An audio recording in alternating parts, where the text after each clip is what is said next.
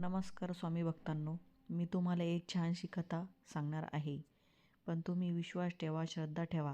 आणि ही कथा म्हणजे आपल्याला असे सांगते की म्हणजे स्वामी आपल्याला कधीच सोडत नाही.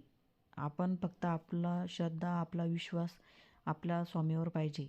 आपल्या स्वामी काहीच कमी पडू देत नाही. त्यासाठी तुम्ही ना विश्वास ठेवा आणि श्रद्धा ठेवा. चला मग आपण ऐकूया ही कथा. अक्कलकोटजवळ एका छोट्याशा गावामध्ये गोविंद नावाचा साधा माणूस राहत होता.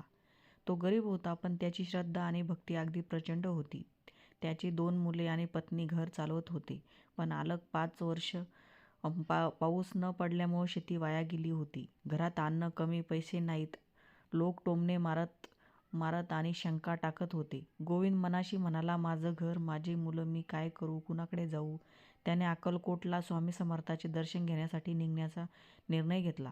मठात पोचल्यावर तो रडू लागला आणि म्हणाला, महाराज, मी काही मागत नाही, फक्त माझ्या कुटुंबाला सुरक्षितता द्या.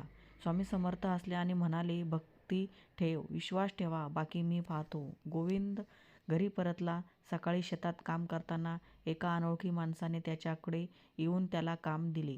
त्या कामातून थोडे पैसे मिळाले, पण मुख्य गोष्ट म्हणजे त्याचा विश्वास अजून बळकट झाला.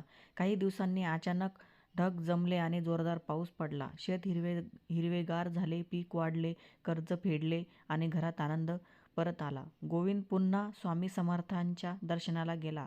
स्वामी समर्थ म्हणाले, मी काही दिलं नाही, मी फक्त तुझा विश्वास बळकट केला. विश्वास असलेल्या भक्ताला मी कधीही पराभूत करत नाही.